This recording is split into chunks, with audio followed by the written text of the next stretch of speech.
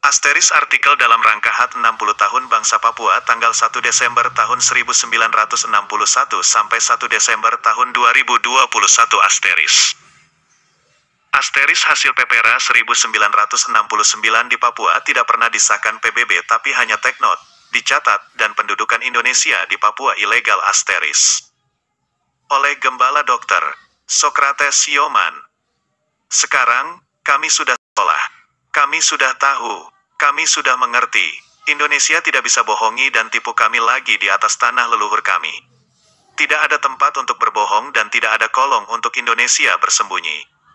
Matahari tetap matahari, bulan tetap bulan, bintang tetap bintang. Indonesia tidak dapat mengubah posisi tiga benda penerang ini dengan kebohongan dan moncong senjata. Karena mereka penerang sejati sebagai karya unik Allah.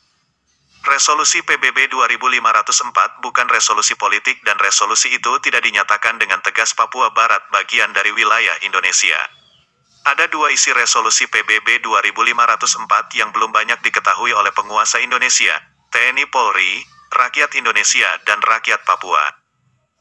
Isi resolusi 2504 PBB tersebut terdiri dari dua butir, yakni 1. Mencatat, take note, laporan dari Sekretaris Jenderal dan memahami dengan penghargaan pelaksanaan tugas oleh Sekretaris Jenderal dan wakilnya yang dipercayakan kepada mereka sebagaimana tercantum di dalam persetujuan tahun 1962 antara Indonesia dan Belanda. Prof. B.J. Droglever sejarawan Belanda dalam hasil penelitiannya hasil PPRA 1969 yang dibiayai pemerintah Belanda mengatakan, laporan ini, baca, hasil PPRA 1969, hanya berisi kritik yang lemah terhadap oposisi dari pihak Indonesia. Atas dasar ini, UTAN tidak bisa berbuat lain kecuali menyimpulkan bahwa suatu kegiatan pemilihan bebas telah dilaksanakan. Ia, UTAN, tidak bisa menggunakan kata depan yang tegas, karena nilai-nilai proses itu jauh di bawah standar yang diatur dalam New York Agreement, tanggal 15 Agustus tahun 1962. Sumber, P.J. Droglever, Tindakan Pilihan Bebas, Orang Papua dan Penentuan Nasib Sendiri, 2010-784. Hasil PPRA 1969 tidak disahkan tapi hanya dicatat take note. Istilah take note itu tidak sama dengan disahkan. Jadi, hasil PPRA 1969 tidak disahkan, tapi dijadikan sebagai catatan saja. Mengapa hasil PPRA 1969 tidak disahkan tapi hanya DICATATTAKE note? Karena ada perlawan keras dari negara-negara Afrika. Mengapa negara-negara Afrika menolak hasil PPRA 1969 dalam sidang umum PBB pada September tahun 1969? Karena PPRA 1969 dimenangkan oleh militer dengan moncong senjata dan tidak dipilih oleh 1025 peserta Dewan Musyawarah PPRA 1969 yang dipilih dan ditunjuk oleh ABRI. Apakah benar ada bukti keterlibatan militer dalam pelaksanaan PPRA 1969? Menurut Amiruddin Al-Rahab, Papua berintegrasi dengan Indonesia dengan punggungnya pemerintahan militer.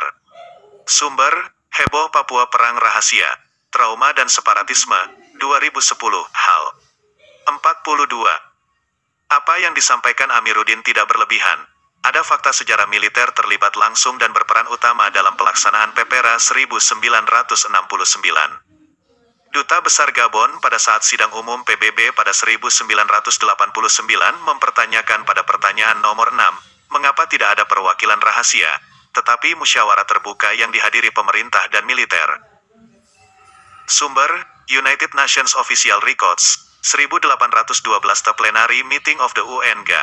Agenda item 108, tanggal 20 November tahun 1969, paragraf 11, hal 2. Pada tanggal 14 Juli tahun 1969, PPRA dimulai dengan 175 anggota Dewan Musyawarah untuk Merauke. Dalam kesempatan itu, kelompok besar tentara Indonesia hadir. Sumber, laporan resmi PBB Aneks 1, paragraf 189-200. Surat pimpinan militer berbunyi, mempergiatkan segala aktivitas di masing-masing bidang dengan mempergunakan semua kekuatan material dan personil yang organik maupun BPK baik dari AD maupun dari lain angkatan. Berpegang teguh pada pedoman referendum di Irian Barat, IRBA, tahun 1969 harus dimenangkan. Sumber, Surat Telegram Resmi Kol. Infa, Supomo, Komando Daerah-Daerah Militer Cendrawasih Nomor TR20, PSPSAD, 196, tertanggal 20 Februari tahun 1967, berdasarkan radiogram MENPANG Adeno, TR228 per 1967 TBT tertanggal 7 Februari tahun 1967, perihal menghadapi referendum di IRBA, Irian Barat, tahun 1969. Militer Indonesia menghancurkan masa depan rakyat West Papua. Hak politik rakyat dan bangsa West Papua benar-benar dikhianati. Hak dasar dan hati nurani rakyat West Papua dikorbankan dengan moncong senjata militer Indonesia. Sintong Panjaitan dalam bukunya, Perjalanan Seorang Prajurit Para Komando, dengan jelas mengakui keterlibatan militer dalam memenangkan PPRA 1969, sebagai berikut. Seandainya kami, TNI, tidak melakukan operasi-operasi tempur, teritorial, dan wibawa sebelum dan pasca pelaksanaan PPRA hari tahun 1965 sampai tahun 1969, maka saya yakin PPRA 1969 di Irian Barat dapat dimenangkan oleh kelompok pro Papua Merdeka. Banyak pendukung kelompok pro Papua Merdeka yang kami tewaskan dalam kontak senjata. Benar apa yang disampaikan Sintong Panjaitan bahwa pada saat PPRA 1969, mayoritas 95% rakyat West Papua memilih merdeka. Bahwa 95% orang-orang Papua mendukung gerakan kemerdekaan Papua. Sumber, pertemuan rahasia Duta Besar Amerika Serikat UTK Indonesia dengan anggota tim PBB, Fernando Ortiz Sanz, pada Juni tahun 1969, Summary of Jack W. Littman's Report, Juli 18, 1969, INNA. Duta Besar RI, Sujarwo Condronegoro mengakui, banyak orang Papua kemungkinan tidak setuju tinggal dengan Indonesia. Sumber, Unga Official Records MM, X1, paragraf 126. Dr. Fernando Ortiz Sanz melaporkan kepada Sidang Umum PBB pada 1969. Mayoritas orang Papua menunjukkan berkeinginan untuk berpisah dengan Indonesia dan mendukung pikiran mendirikan negara Papua Merdeka. Sumber, UN Doc, Aneks I, A7723, paragraf 243, P47. 2. Menghargai tiap bantuan yang diberikan melalui Bank Pembangunan Asia, melalui lembaga-lembaga PBB atau melalui cara-cara lain kepada pemerintah Indonesia di dalam usaha-usahanya untuk memajukan perkembangan ekonomi dan sosial di Irian Barat. Beberapa catatan dari Sidang Umum PBB. A. Pada sidang tanggal 13 November dan sidang sesi pagi tanggal 19 November tahun 1969 ketika membahas pelaksanaan AFC atau PPRA berdasarkan laporan Sekjen PBB, tidak diambil keputusan politik tentang status politik Papua Barat. Banyak delegasi menolak pelaksanaan AFC ala Indonesia sehingga hasilnya pun ditolak. Karena itu tidak ada ratifikasi pengesahan hasil AFC atau PPRA tersebut. B. Di dalam 2 butir resolusi di atas tidak secara tegas mencatat bahwa PBB mengakui dan mengesahkan hasil PPRA atau AFC. Juga tidak ditegaskan Papua Barat dihapus dari daftar daerah dekolonisasi dan menjadi wilayah integral Indonesia. C. Di dalam kedua butir resolusi di atas hanya menyatakan pengakuan atas selesainya pelaksanaan tugas Sekjen PBB berdasarkan persetujuan New York 1962. D. Pemberian dukungan bantuan internasional terhadap pembangunan Papua Barat melalui Bank Pembangunan Asia. E. PBB hanya mencatat resolusi tersebut dalam buku agenda PBB dengan nomor resolusi 2504-24. Namun naskah resolusi tersebut tidak diratifikasi, ditanda tangani oleh negara-negara anggota PBB. Sumber Agus A. Alua, Papua Barat dari Pangkuan ke Pangkuan, suatu ikhtiar kronologis, hal 75-76. PDT, Dr. Karel Philippus Erari, lebih dikenal Phil Erari dengan jelas mengatakan, secara hukum, integrasi Papua dalam NKRI bermasalah. Bagi gereja dan bangsa Papua, kehadirannya dalam konteks NKRI diwarnai oleh konflik dan masalah. Papua, oleh banyak pengamat, disebut sebagai provinsi bermasalah, mungkin karena awal kehadirannya ilegal, sehingga semua kebijakan selanjutnya penuh dengan masalah dan sebagaimana ilegal, atau bertentangan dengan hukum dan keadilan. Sumber, Erari, Yubileum dan Pembebasan Menuju Papua Baru, 50 tahun Gereja Kristen Injili di Tanah Papua, 2006, hal 182, 192.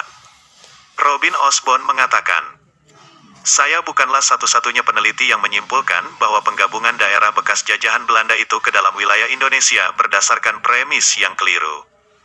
Yaitu ketika 1025 orang delegasi yang dipilih pemerintah Indonesia memberikan suara mereka di bawah pengawasan PBB diartikan sebagai aspirasi politik dari seluruh masyarakat Papua Barat. Kini, premis ini diragukan keabsahannya berdasarkan hukum internasional.